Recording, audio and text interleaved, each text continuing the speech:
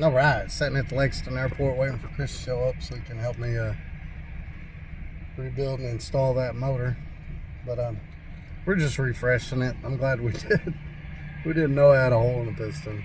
We just all thought it had excessive blow-by from ring wear and cylinder, wear, but it also had 3 bent wrist pins for the pistons. 3 of the pistons. I couldn't spin the rod. Well, I could, but it was a lot tighter than it should have been. So we ordered and replaced those 3 wrist pins, and then replaced that piston. Hopefully, hopefully everything works out. But just waiting for Chris at the airport. There's Christopher! Yeah, woohoo! Got him from the airport. It's packed today. Everybody must have been waiting on that one flight. Alright, we just cleaned up some heads. Make sure all the surfaces are clean. These are aluminum heads. Be careful when using a razor blade on these, because you can gouge them and then you're stuck getting them decked. But they're pretty clean, so we're really not having to scrub on them. The main thing we're doing is cleaning the sealant out of the holes, because on those head studs, if you don't put sealant on them, they leak. They even leaked the last time we used that PTFE. We used that Permatex with PTFE and it didn't work, so we're going to try this stuff this time. People have told me to use this or just use ultra copper. I don't know. We called ARP and they said to use this and a couple other things. So most people said this, so we're going to try this. But yeah, them head studs were still leaking. If this don't work, we're going back to bolts. But I cleaned the holes out real good. We cleaned the surfaces on the head, so I'm going to put that stuff on. I cleaned the bolts real good too. So we'll put some of that stuff on and start putting the bolts in. On small block Chevy, Gen 1 and Gen 2, the very short bolts go down here across the bottom. And then there's medium length. They go on each end. And then the rest of them go there. And those. So short, medium, long. Alright, we put the studs on first. And the reason we did that is because when you put that sealant on there, it squeezes out. You gotta clean around it. And if you got these multi-layer gaskets, it's not easy putting that on over them bolts, over them studs. You got to kind of squeeze it together and go down completely even at the same time, or it'll get caught. Because if you kink these multi-layer gaskets, you've ruined them. If you push down so hard it bends them, they're ruined. And they're like $100 each, so you gotta be careful. But I guess you could probably just be, I don't know. We put a lot of sealant on it because we wanted to make sure it's sealed. Because last time we put a lot of that PTFE Permatex on there and it didn't seal. So, but anyway, short ones, medium size, long ones, just like that. And if y'all missed my short, the reason why we put sealant on all these on Gen 1, they all go into a water jacket, every single one of them.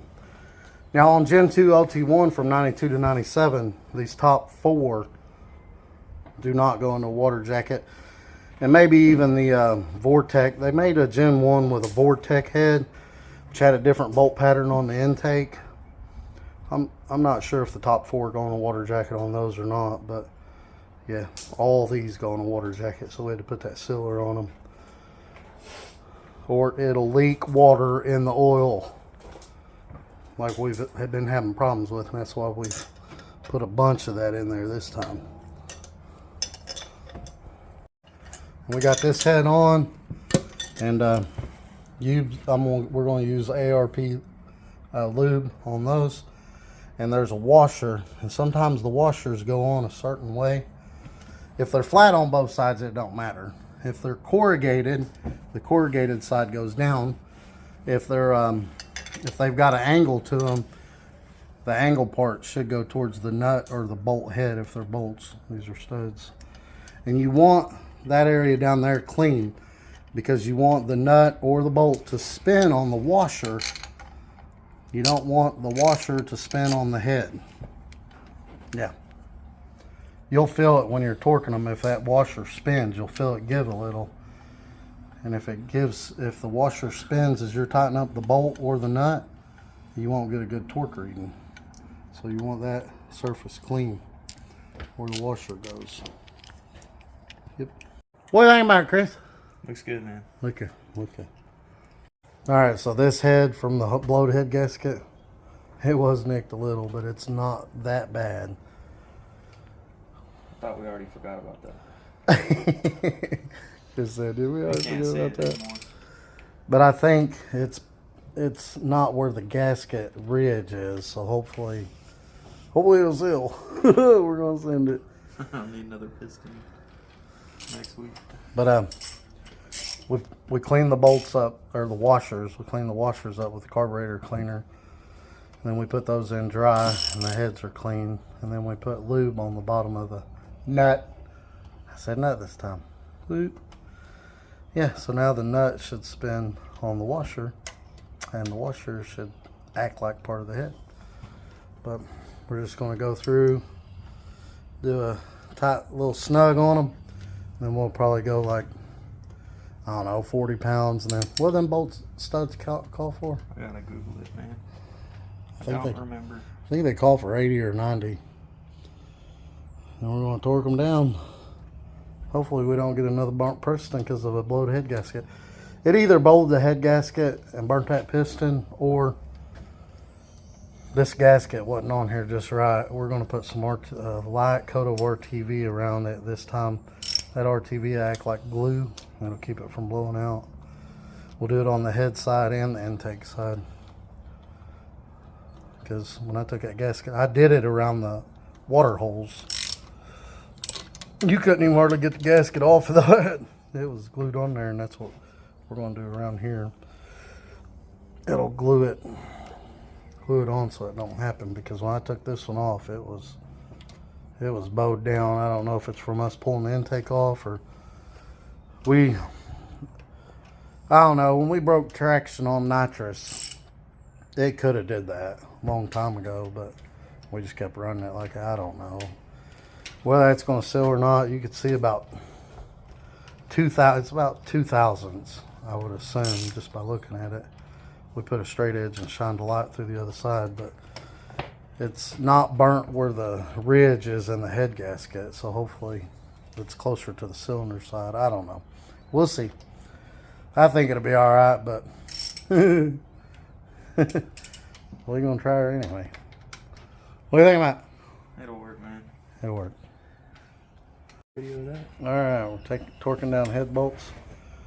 You want to do a few waves. We're doing, these go to 80, so we're doing 30, 60, 80. These studs. Now, I'm not sure what the stock bolts go to, but look up what your bolts or studs or whatever you're using go to, and that's the torque. But you can do a few different patterns. I do a U pattern because it's easier to keep up with. Do the middle one. Go boom, boom, boom, boom.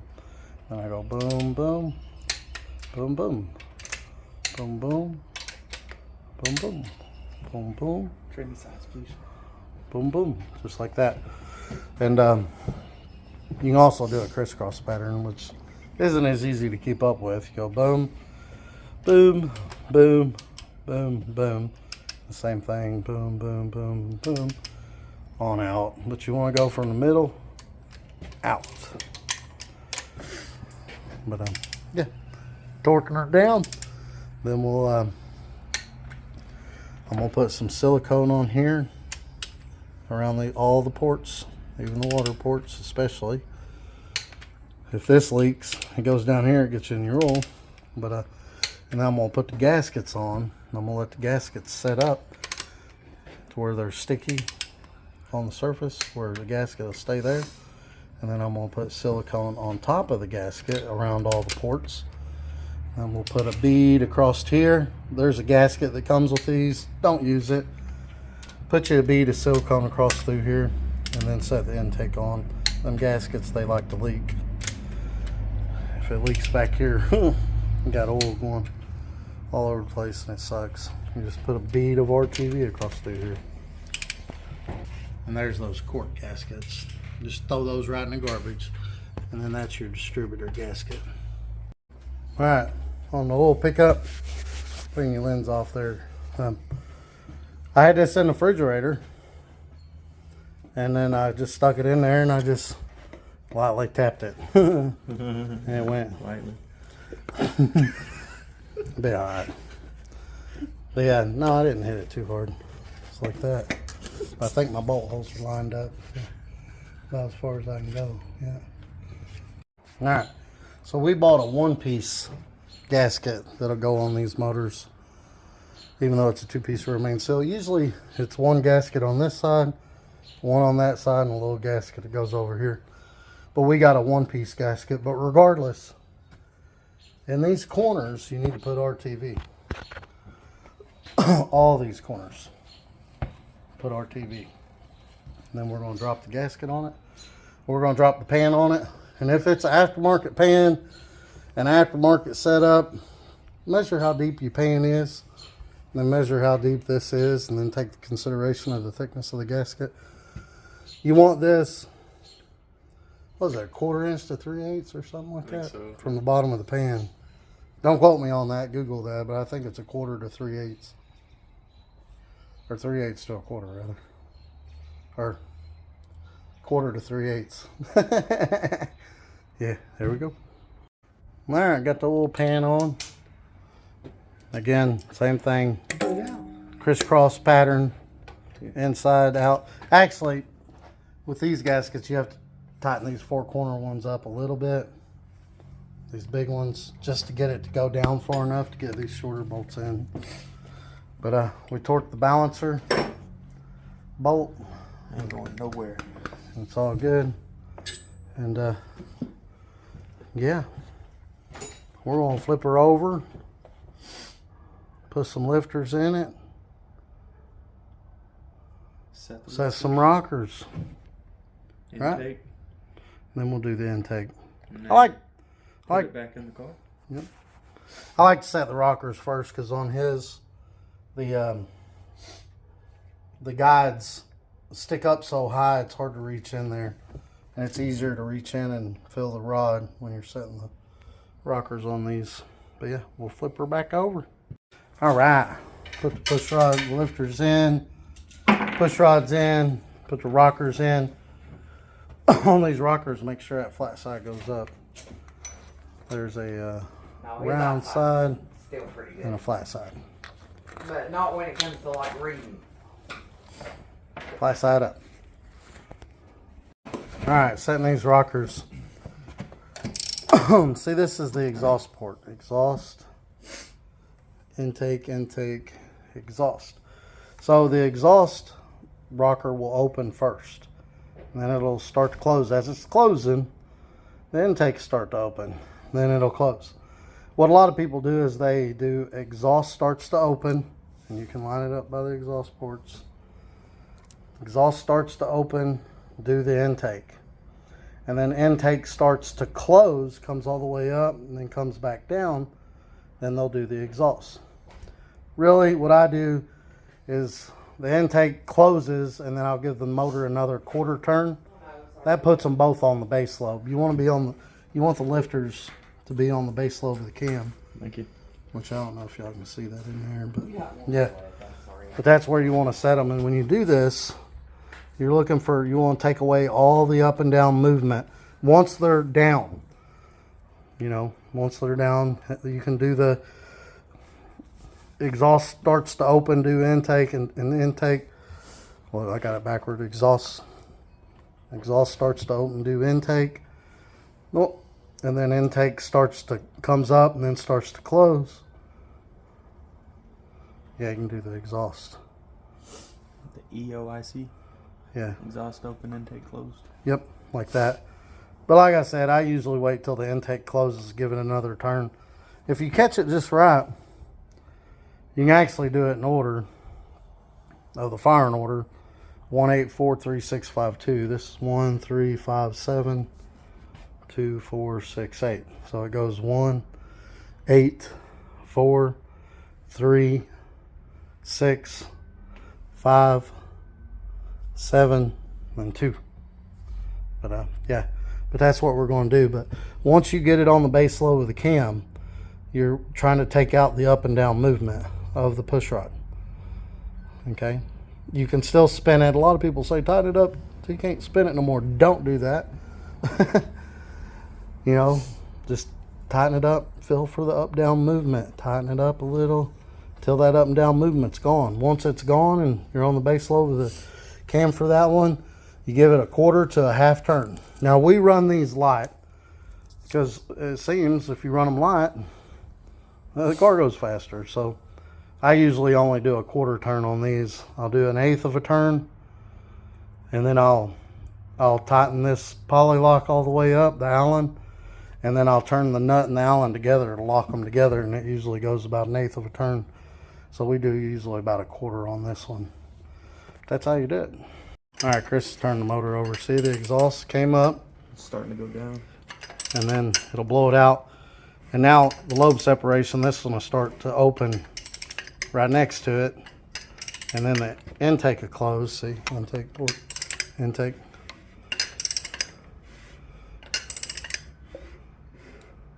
It's closed. Yep, and give it another quarter Give turn. it a little more right there. See, so now both of these are on the base load with the cam. The lifters are all the way down. On these poly locks, it's pretty easy because see, like right there, see, you can hear that up and down movement. You can even see it right there. See, and then he tightens it up just to where there's no up and down movement, just like that.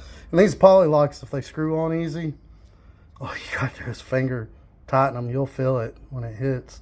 See right there, there's up and down movement. Then boom, up and down movement's gone. Now if you got a real spongy lifter, you want to watch that too, because if you finger tighten this and you see the front of this rocker start to go down, that means it's pushing it down. And if you got regular lifters, you can see a little clip that holds a plunger down there.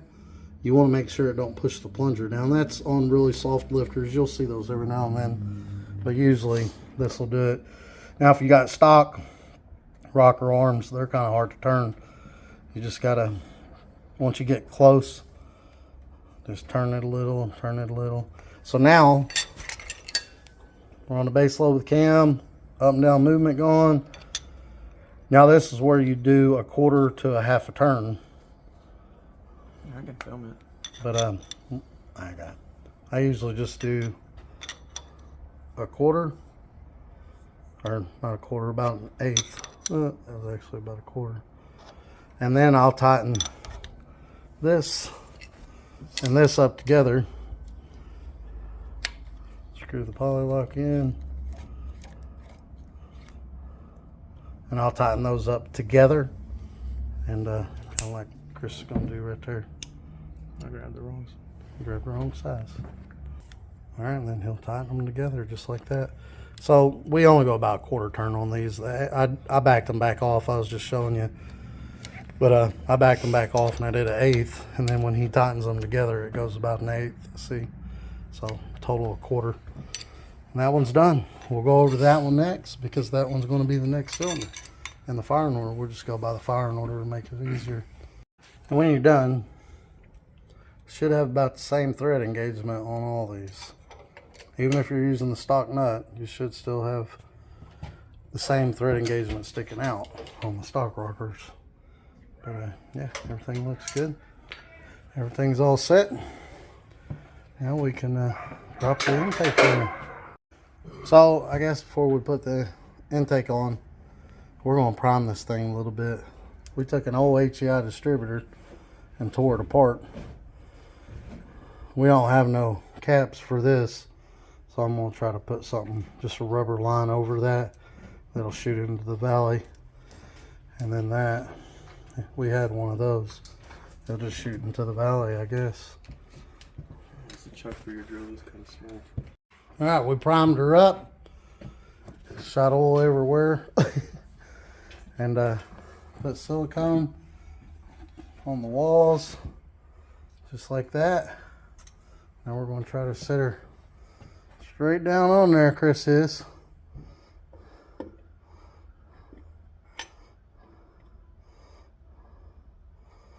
carefully. And boom shakalaka.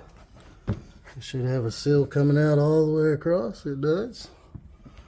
And then in the back, It looks pretty good. all the way across. Now what some people do is they'll let it set up a little. We're going to hand tighten it and then just let it set up for probably about 30 minutes. Go get something to eat, and then we'll torque her down. All right, tightening down the intake. Chris is, I'm zoomed in or something. No, it's not. These four corner ones go into water jackets, so we put a little RTV on those. Put some rags over everything just so nothing falls down in there now. Got Chris doing all the work.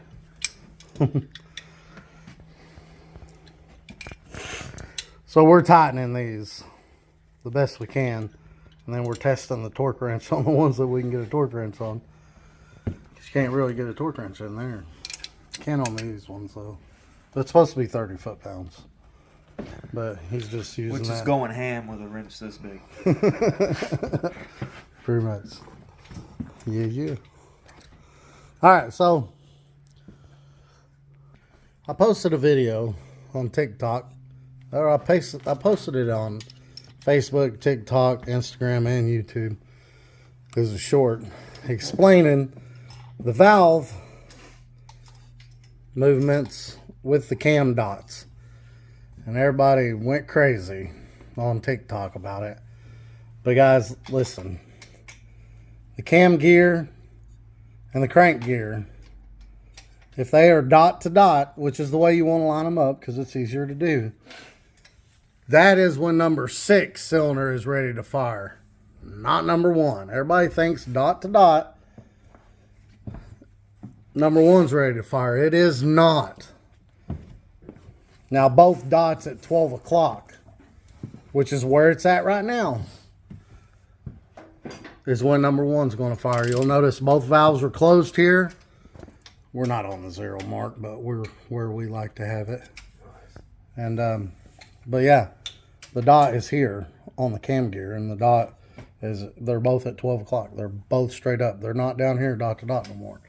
Dot to dot, number 6 fires.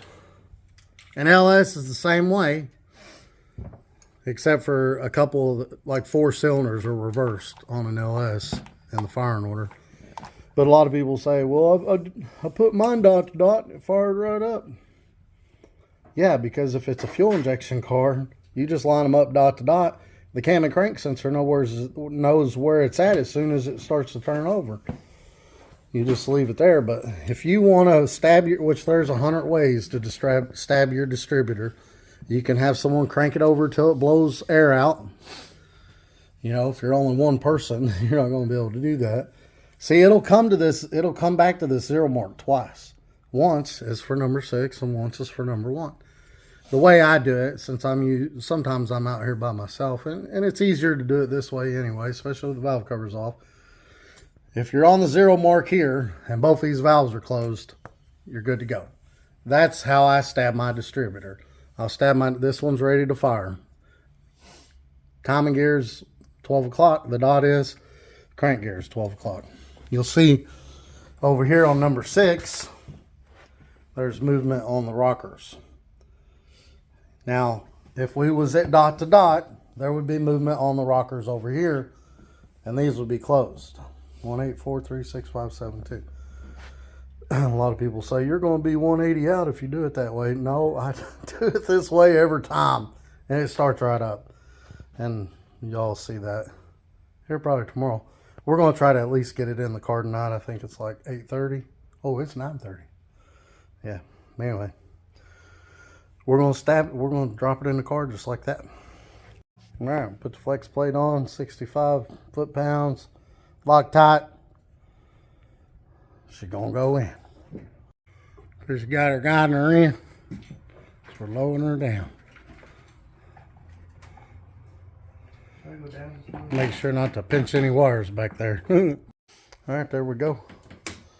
Christopher wrestled her in there. Motor mounts are in. It's all set up.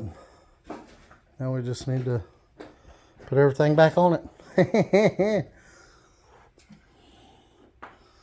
But yeah, we're gonna call it for the day. About 10:30. Well, it took us about an hour to stab it. But yeah, Chris got up at like 4 o'clock to fly down here. I got up about 7. He tired. So we're gonna work on it more tomorrow. See you tomorrow. All right, it's the next day. We got her jacked up. Chris is under there putting in transmission bolts, torque converter bolts. We're trying to without having to drop the transmission. I got them out without dropping the transmission, but it was not easy. But yeah, he's going to put the starter, the torque converter bolts, and the transmission bolts in. I'm just setting up here because I got to start spinning the motor and holding the motor for him when he puts the torque converter bolts in. And then we had 8 plugs in, 8 NGK heat range plugs in this thing. We're gonna go up to a 10. So I went and bought some 10s, and we want them at like 20 thousandths, and they were 20 thousandths right out of the box. It's almost like NGK knows what you're using them for. That's pretty awesome. But yeah, after that, I guess we can. We'll probably stab the distributor, and I'll show y'all how I do that. There's a few different ways you can do it. You can do it off the timing marks if you're, if you don't have to turn the motor any. But if you do it off the timing marks and you want to do it with a distributor facing number 1 like you're supposed to, because if you do it any other way and you get stock link plug wires, they're not going to reach. So you want to do it the way GM says. So if you have stock, plus if it's an HEI and it's got that vacuum canister on there, if you don't do it just right, you're not going to get enough movement in your distributor to set the timing, because the canister is going to hit on something. But anyway, if you want it to where number 1's going to fire off the timing marks, you want both of these time. Everybody thinks dot to dot is when number 1 fires. It's not. It's when number 6 fires. I posted a video on that and everybody wanted to argue with me about it, except for people who knew what they were talking about, obviously. But you get the people that don't really know and just always think or been told it's dot to dot. It is number 1. It's top dead center for 1 and 6, but it's true top, what I call true top dead center, because true top dead center and the way I've always been told is when the cylinder fires. So but if you're dot to dot down here, you're actually where the piston's coming up for the exhaust stroke and about to start coming down for the intake stroke. If you put the crank dot at 12 o'clock and then the timing gear dot at 12 o'clock, both of them straight up, that's when number 1's are going to fire. And you can confirm that because both valves on number 1 will be closed. When you're dot to dot, both the intake and exhaust valve are open on their lobe separation. One's about to close, the exhaust is about to close, and the intakes start. The exhaust is almost about to close, and the intake is actually starting to open. That's where you get your overlap in your cam. But when both of those are open, that's your lobe separation angle or whatever. But anyway, yeah. If you want to do it off your dots, put both of them up, 12 o'clock. That's when number 1's going to fire. Put your distributor in, point it at number 1. Small block Chevy 184366572. And this is Chevy stuff. I don't work on. I mean, I like Ford and Dodge and all the others, but I just don't work on them. I've always worked on Chevy stuff. But anyway, another way you can do it is turn this crank over until you see the intake valve close. Once the intake valve closes, right here, intake port, intake valve. Once the intake valve closes, turn this over until you come back to 0, and that'll be where number 1's ready to fire. Or if you got 2 people, you can have someone bump the starter over while you put your finger over this hole, and it'll blow air out when it comes up on the compression stroke. And that'll put you there too, and then you should see the timing mark somewhere in here. You just put it on the timing mark, boom, you're done. But those are the different ways you can do it. But if you wanted to, you could do it off the timing chain marks. And the whole reason I try to explain the whole timing degree marks is just for people to get a better understanding of how how all the valve train and the crank works together and stuff like that based on those dots. I mean, it's not really important information, but it's information that people have backwards that I try to correct and only get arguments. But anyway, I don't care. It is what it is. But yeah, we had a hole in the piston and put a little nick in the head. It's barely right where the gasket seals around the cylinder, so hopefully that'll be all right. We had to replace the piston and 3 wrist pins, so we're going to lower the timing and raise the jets some. What do you think, Chris? Yeah. We're just learning this stuff. We're just learning turbo stuff. I've worked on these cars all my life. I built my first motor when I was like 14. I'm almost 50. Chris built his first motor when he was like 16, 17, 18. About 15. Yeah. I think he's built 3 motors. Something like that. I can't count. I mean, I built a few. And we probably do it the backyard way, but I mean, if it works, it works. How's it go? If it's good enough for Jimmy, it's good enough for me. Anyway, hopefully we'll get this started today. All right. So I dropped the distributor in. Normally it won't go all the way down. You got to account for that, because if it don't go all the way down, when it does drop the rest of the way down, it's going to turn clockwise just a little. So Chris turned the motor over up here and it dropped down, and then we went back to 0 with both valves closed over here, which again is both timing chain dots straight up 12 o'clock. And then we pointed the rotor at the number 1 cylinder. Hey, trust me, it's pointing at it. Now, here's your better view.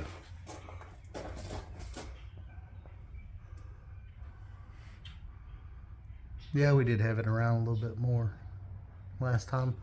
But that's close enough. So when we put the cap on it, we're going to notate where that rotor is pointing, because that's where we're going to put the number 1 plug on the cap. So on the cap, when we put the cap on, say this is where the rotor was pointing. Let me zoom back out. Say this is where the rotor was pointing, which is about where it's going to be. We'll put number 1 right there. 1, 8, 4, 3, 6, 5, 7, 2. Yeah, just like that. Clockwise. And this side is 2, 4, 6, 8. And that side over there is 1, 3, 5, 7. 1, 8, 4, 3, 6, 5, 7, 2. But yeah, when you put that cap on there, wherever that rotor's pointing to, down, it'll be down here. So it should be pointing about right there. If the cap goes on like that, so it'll be this one. You just go clockwise in the firing order. 1, 8, 4, 3, 6, 5, 7, 2 to the cylinders. So we're going to go ahead and put that up. The distributor is fine. We're going to go ahead and put the cap on. We can go ahead and run the plug wires, and then we can put the exhaust and the water pump on and some other stuff, and then we should be able to put the carburetor on it, run the rest of the lines, and start it up. We're getting there. What do you think, Chris? Go. Chris has done most of the work so far. I put in like 4 plugs and dropped the distributor. He put all those in down there. He did all the torque converter, starter, and bell housing bolts. All right. Well, we about got her licked.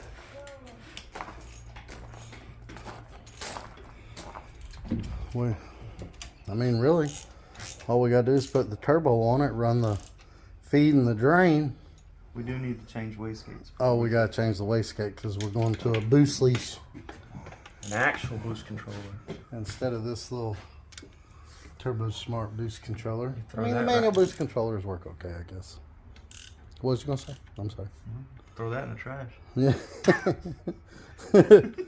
I mean, they work okay. Yeah, watch. You see this? This is 6 pounds of boost. There's 20. They are finicky because you'll turn them 100 times and it won't do nothing. And then it hits that sweet spot and one little turn and goes a million. Yeah. You just gotta keep fooling until you figure it out. All right. But yeah, hang the turbo. We'll change the wastegates in the turbos because We also upped the jets in this. yeah, Went from a 73 to a 75 jet up front, and from an 83 to an 84 out back, because it seemed like the fronts needed a little more fuel. I don't know. yeah. The pistons were a little more darker back here than they were up here. So That's the theory, right? not sure what all that was about. We just learning here, you know, this turbo stuff. But less timing. more Running jet, a little less time in. and colder plugs. Mm-hmm. More That's boost. That's what we've done to combat this. And if we need to make up some power, we'll just throw more boost at it. Oh, we going. But you know, of course, we're going to read plugs and stuff and see what that does. I just hope that spot in this head. I mean, it was like 2/1000ths little divot, and like the divot stopped right where the head gasket would seal. So I don't know if that's going to cause an issue or not, but we'll see. Yeah, we about got her licked. Well, it's back to where it was pretty much. We're putting a boost leash on it, and it requires us to drill and tap one hole in the top of the wastegate, so we just got those off. We don't have the catch can on it because we want to see how bad it huffs and puffs now out the pipes, but we're going to hook the battery up, turn the fuel pump on, make sure we don't have no leaks after I top the oil off. All right, guys, it started. I think we got a fuel bowl leaking. When we first primed it, this fitting was leaking right here. That fitting was leaking right there. This fitting was leaking right there. And then the O-ring on this one was leaking. So it took me a while to fix all that. But then our oil pressure gauge is leaking. And it got oil everywhere. And we do have a little bit of screech sound coming from somewhere. We undid the alternator and the water pump. It ain't got no water in it. We just ran it for a little bit. I don't know if it's coming from the turbo, the torque converter, or what. But I mean, it's got 80 pounds of oil pressure, and then when you rev it up, it goes to 90. So I don't know. We're gonna get some water in it and get it up to temp and see what that does. But I did make a short starting it, but you make them shorts and then you put them on a YouTube video and it makes it just that little slit. I might throw it in here anyway, but yeah, it runs again.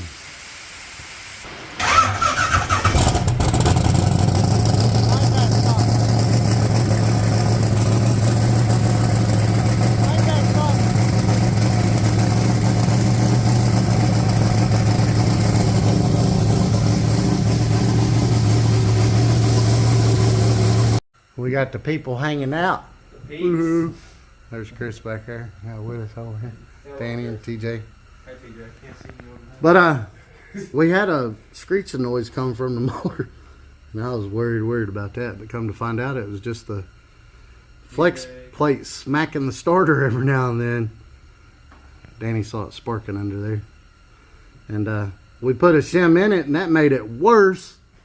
It had 2 shims in it already on the starter, and then we took a shim out, and it made it better. So that's all fixed. We can't run it that long because there ain't a lot of water in it. We don't have no water in it yet. We're thinking about not running antifreeze. Yeah, we think we're gonna Just run straight water from now on in this thing. See how that goes. But it's still getting cold enough to freeze right now. But when you put water in these things, when you drain it out for the winter, you gotta drain the radiator. And see that little plug right there? You gotta drain that plug on both sides to get all the water out of the block. Because just draining the radiator and this water pump hose ain't gonna get it all out of the block. You gotta take those off. Where did it go? Hey, it's just to the left of that plug. Right down there. Just a little Allen head. Yeah, you gotta do it on both sides. You do it on this side, you think it'll do both? No. You gotta do both sides. So we are gonna put it in water tomorrow. As you can hear, it's raining. We don't want to run it up to temp and die in this carport today from car fumes. So tomorrow, when it ain't raining, we're gonna put water in it. We're gonna pull it out and we're gonna get it up to temp. You got anything to add, Chris? Put in the boost controller. And we're gonna start putting in a boost leash controller. We're gonna make a video on that.